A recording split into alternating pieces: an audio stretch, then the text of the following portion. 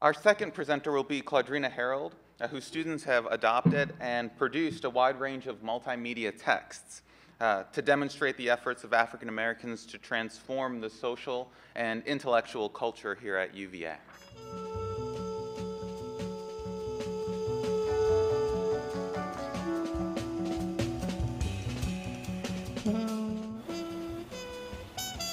I remember counting out the black people that I saw the day I was moving in, and my mom and my uncle who were driving me were like looking at each other, and they told me afterwards they were worried about me.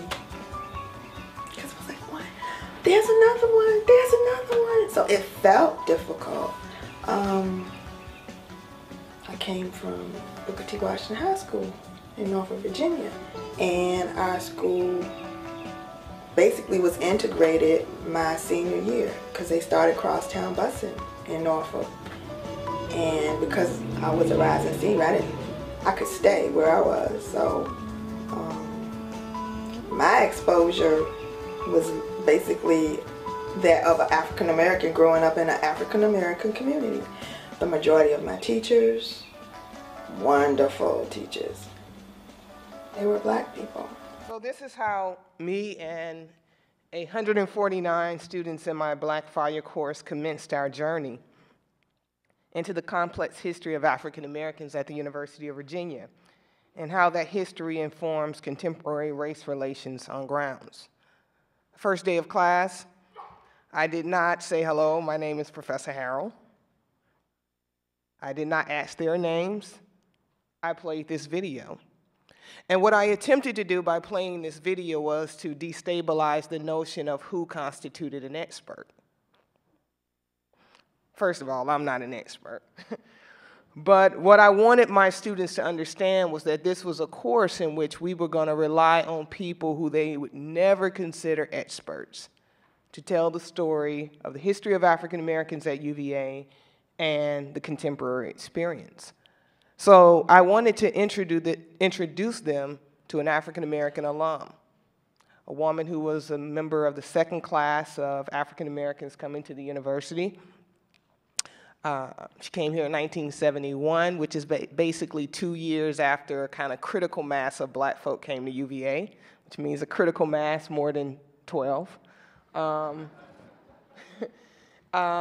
so that's how I introduced the class with this clip of Miss Coley. And this clip is on a site called Blackfire UVA, and that was our site for the class. And this was mainly the site to which the students relied on which the students relied on for information.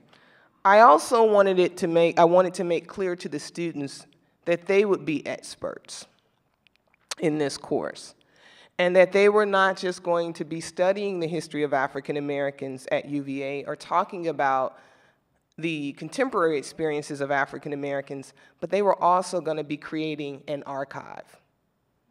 2 years ago, when I decided to make a film on African Americans at UVA, I was very disappointed with the absence of certain material. And so one of the things that I told my students at the very beginning of the course is that they're going to make an archive so that if someone's teaching this course 20 years from now, that there will be an archive. So just a few descriptions of the course. The course is a history of African Americans at UVA and how that history informs contemporary race relations. I had a few simple objectives. And those objectives were informed actually by office hours. I was absolutely tired of hearing students come into my office hours complaining. And I wasn't disagreeing with the complaints, but I wanted my students to begin to make informed complaints about their experiences, historically informed complaints. And at the same time, I wanted to provide them with some intellectual tools, the tools of a social scientist, to talk about their experience. And so I mapped out this course, and I mapped out a set of objectives that I had for the course. One objective was to get students to be able to talk about race relations at the University of Virginia across time. And I wanted them to talk about the ways in which race relations had changed over time. I wanted them to understand that the experience of African Americans in 2014 was not the same as the experience of African Americans in 1969. And the experience of African Americans in 1969 was not the same as their experiences in 1979. So how do you do that? You do that through quantitative data, and you do it through qualitative data. So these videos, and I had numerous videos, enabled me to give them the qualitative data. I also wanted them to get the qualitative data through interviews. And so the big project for the class, the 25% of their grade part, and anytime you have it over 25%, you know they're gonna read the syllabus and at least look at that part. You know, if you do 5%, y'all, we need to stop that. So 25% group project was them to interview former alums, Black alums, and to interview one current student. So I had 150 students because I can't say no. Class was only supposed to be 100 people. That was a big mistake. So I had 150 students, and we were going to have this group project. There were groups of 4, there were groups of 15. So one of the lessons that I learned is take control and make sure that you are specific in terms of telling them this is what you can do, this is what you can't do. But the reason I gave them some leverage in terms of their group projects is because I wanted them to work with people, and most of them knew each other. I have in my courses repeat offenders, and so they tend to come back. And so it was a group of people who knew each other. There's a group of people, some are Greeks, some are in Black Voices, some are in the Black Student Alliance. And so because of their organizational affiliations, they have certain interests. You can't go to the archives and find a history of Black Voices. You can't go to the archives and find a history of Black Greeks because, quite simply, some people didn't care about the interiority of Black life. So they have the opportunity to do that work. And so their project was to do these interviews. Now, I know enough to know I don't want my students going and interviewing folks asking dumb questions. So you have to organize the class in such a way that they're learning the material throughout the class. So the first half of the class, all we did was read Cavalier Daily articles, which also provided them with an example of how the Cavalier Daily has changed over time. We also did things like we went to the institutional assessment, the database. And one day I just passed out a sheet, enrollment patterns, 1976 to 2014. And I said, go home and just look at this. And they said, well, what you mean, Professor? I said, just look at it. I say, and note trends across time and space. So you're providing them with a sense of some statistical data. Then you're providing them with a sense of what happened with the qualitative data. Some of the people that my students interviewed, Sylvia Terry, Office of African American Affairs, Latasha Levy, Office of African American Affairs, a fellow Carter G. Woodson Institute fellow.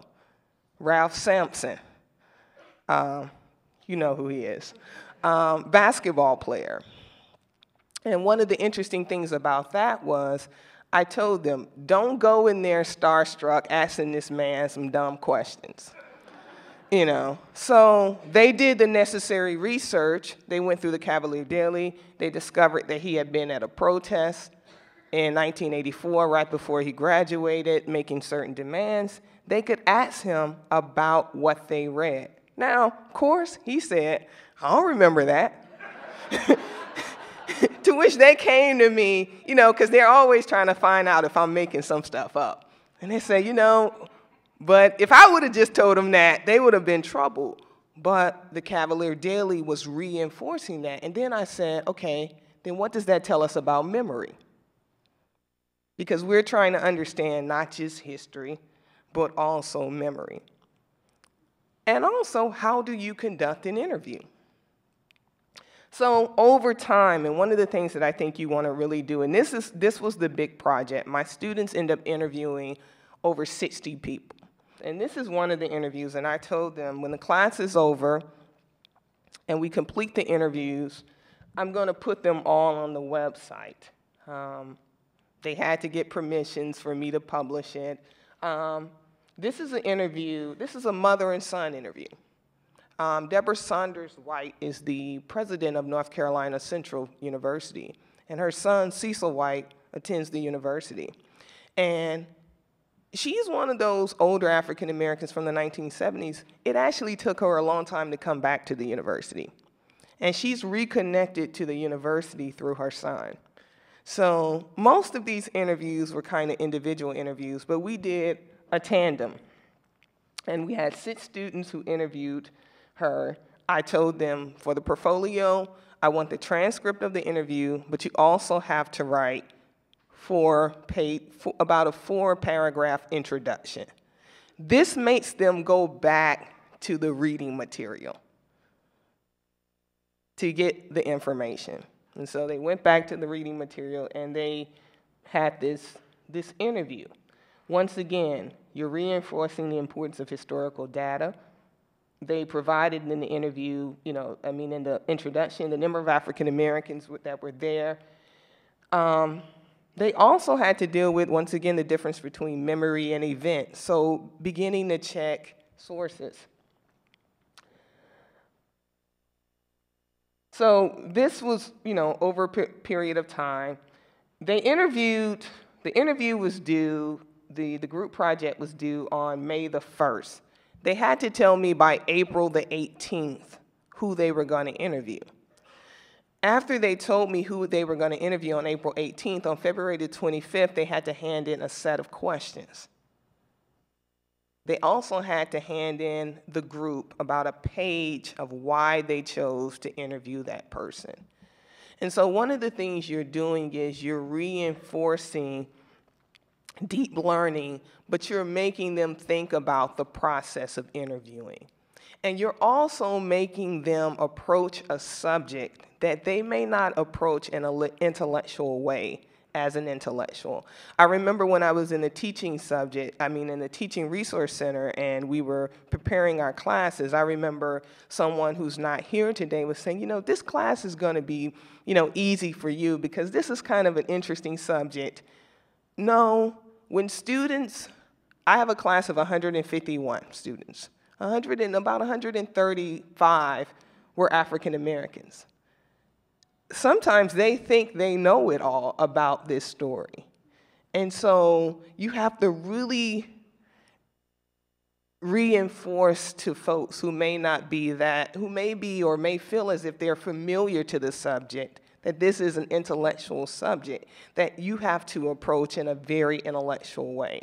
And so over the course, I just constantly prepared them for this last project because this was actually most important to me, and I eventually discovered that this was most important to the students. So I'm also going to just give you a grade breakdown of how I did things.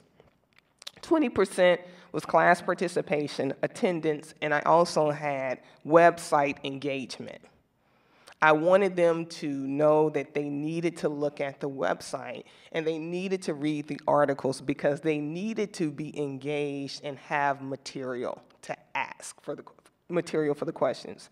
25% was the group projects, which I've explained, and the sizes range from about 5 to 13.